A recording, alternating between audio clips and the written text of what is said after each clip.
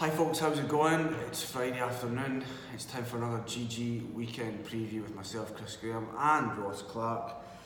How are you today? Yeah, really good. Election fever. I'm exhausted. Yeah. There's no fever in me, that's for sure. I'm not saying which way I voted. I'm not saying what I think about the result. I don't want death threats or people coming knocking on my front door. It's a toxic environment these days, isn't it? I don't know. I mean, I'm just going to pick some winners at Cheltenham and forget about what's going on in the rest of the world. Picking some winners, that's one thing I didn't do last night, that's for sure. That's for sure. Okay, let's try and wipe away these tears. And look at the Cheltenham 155 on Saturday, which is the Caspian Caviar Gold Cup. Used to be known as the bonus print Gold Cup, the triple print Gold Cup. Yeah, it's just a slightly below average showcase handicap. Anyway, 6-1 Cepage leads the way in the betting. Second in this race last year. Secret Investor looks really progressive for Nichols and Cobden at 6-1. Brelin Da, who was second in the Bet Victor last month, 8. And I realise a good man Pat at 10-1 and Clondall Castle at 12-1. Where's your dark one this year? The first place I started was with Cepage. I'm not gonna put him up, but the run behind Frodon in this race last year, that's about as good as it gets. But he's £12 higher this time around. Made a good comeback, but pass him over because he's £12 higher. Then I was going to suggest putting up Laylor. I quite like Laylor. I think. Why? Because I think stepping up to 2.5 miles is absolutely spot on for him. He's going to be tailor-made for it. Right. The Howden Gold Cup, things were just happening too quickly for him.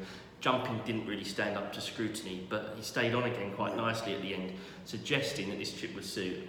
However, I've gone off him because I'm not really a fan of the trainer, Kaylee Woolacott. It's a bit harsh. No, well, I mean, it's a bit harsh, but I'll tell you why. She hasn't had a winner since January. Since that time, she's had 38 runners. Only 4 of them have been placed. Since January, only 4 of them have been placed. So, trainer form puts me off that one. And so worse year than Joe Swinson? Not many people have had a worse year than Joe Swinson. Yeah, but look, the good times are about to come back, folks. Yeah. And it's gonna, they're not. But we're gonna have a good weekend with Clondall Castle. So Clondall Castle's the first tip. Finished 4th in the Arkle last year. Good comeback when second behind Diego de Charmille in that incident-packed race when they careered through the row. Obviously that flattered him finishing that close, but that was a decent enough run for his first comeback. And this is another horse I think he's really going to benefit for a first run over 2.5 miles. Shapes all the time as if he's going to be a bit more of a stayer than the minimum trip. And so I think he's a double-figure price. Tom George, Johnny Burke. Let's take him to win a big handicap. Nice one. 12-1 actually. Clondall Castle in that race. So just go back to Laylor quickly because it won or Laylor. Everyone disputes what the name of that is. It did win at Cheltenham. It's a lot to like about. About 14 months ago. Might have been her last winner. Yeah. It was a while ago, but then struggled to run poorly in the Arkle.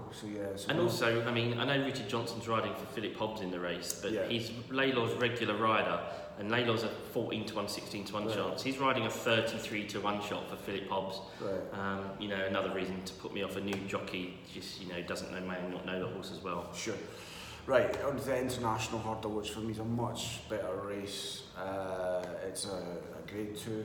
The Unibet International Hurdle, the betting headed by Pentland Hills, who I did put up on this video 4 weeks ago, 10-1 for the champion hurdle, now 7-1. So yeah, I did get some things right, but anyway, that's 4 months away. Pentland Hills 2-1, 3 out of 3 for Nicky Henderson. Big reputation coming into this. 72 Chitabello, who won the county hurdle last season for Dan Skelton, and a really good one at Aintree behind Super Sunday Boovid there. Call Me Lord at 92, and then the fascinating Alexia did nuts, who's not won since January at 7-1, won the Tallworth back then. Let's start with Pentland Hills. I was enthusiastic about that horse a few weeks ago. Are you feeling the same vibes? We need a superstar in this division. It'd be great if yeah, he's not going to be one of those, I don't think. I think he should win. Let's get this straight. He should win on Saturday. Whether he goes on to win the Champion Hurdle is a completely different matter.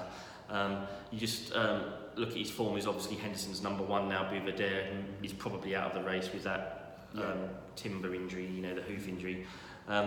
You look at his form last year, he probably didn't get the credit he deserved in the aftermath of the Triumph Hurdle because of that fatal injury to Sir Eric. Of course. Dominated most of the headlines, so he kind of got forgotten in that. Yeah. And then he went to Aintree and beat Fakir Dudery. Yeah. Now, Fakir Dudery's come out and already won a Grade 1 over fences, beat Sam Crow. Obviously, Sam Crow came down to second last. So the form's stacking up. The Triumph win, he beat Kerr Sublime, who's already come out and won a Grade 2 in Ireland by 15 lengths. Yeah. Form's stacking up, but I mean, when you take that Fakir Dudery form, Fakir Dudery finished 11 lengths behind Classical Dream at Cheltenham, only a neck behind Pentland Hills at Aintree. Right. So, I'm not. Supreme was a much better race than the Triumph.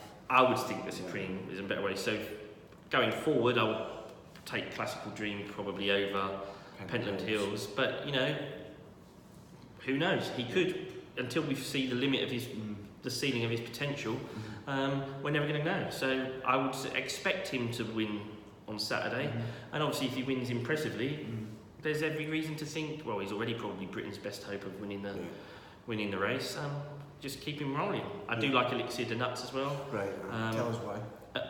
I looked a really good novice last year, beat a lot of top British novices, won the Grade 1 Tolworth Hurdle at Sandown in nice style, beat Grand Sancy, I think, in that. And so... Were you worried he was no run for New England? Yeah, that's the reason why you couldn't really be backing him. You don't know quite how that injury's affected him, whether he'll come back to his best. But he was well fancied for novice races at Cheltenham before he got injured. Yeah. And so if the injury wasn't too severe, obviously you never know, then there's a chance that he could be better than his price on Saturday. But watching brief for me, Pentland Hills to win. 2-1, that's a good price. I would say so. Pentland Hills and International for you, and a watching brief and Elixir de Nuts. Anything else catch your eye on? Yeah, well, I've got two more to look out for differing reasons. We might as well start with the horse that's definitely going to win. He's going to run well at Cheltenham tomorrow, and that's in the last race. That's Mega Yates, a mare running in the mares race.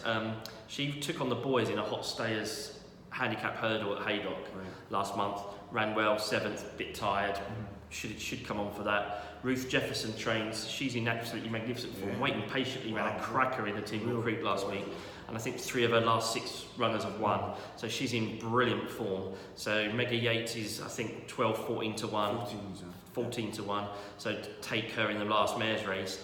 And for tomorrow, for Saturday, Windsor Avenue at Doncaster. Now he's only even money, so you may not want to be backing anything that short, but you actually want to watch him because he is one that you should be thinking about for Cheltenham Festival Honours in March. He's a novice chaser, he's running over 2.5 miles, he's trained by Brian Ellison.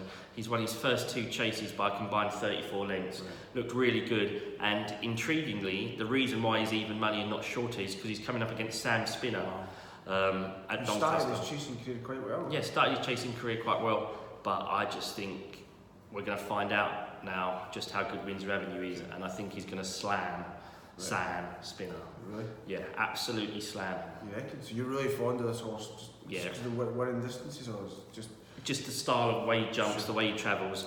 Was a decent enough hurdler, and he just looks even better over fences.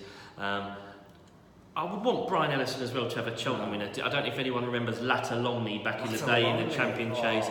He's jockeyed twice at the same fence, 2 years running. Vinnie King slamming the floor.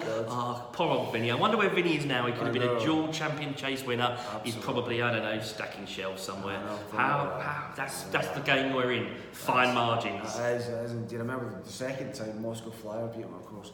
I had one of my biggest ever bets as a youngster in Moscow Flyer that day, so I wasn't that bothered for Vinny, but yeah. Yeah, my dad told me about that. Yeah, my dad told me about that race, so young. I don't know, my dad. Rubbish.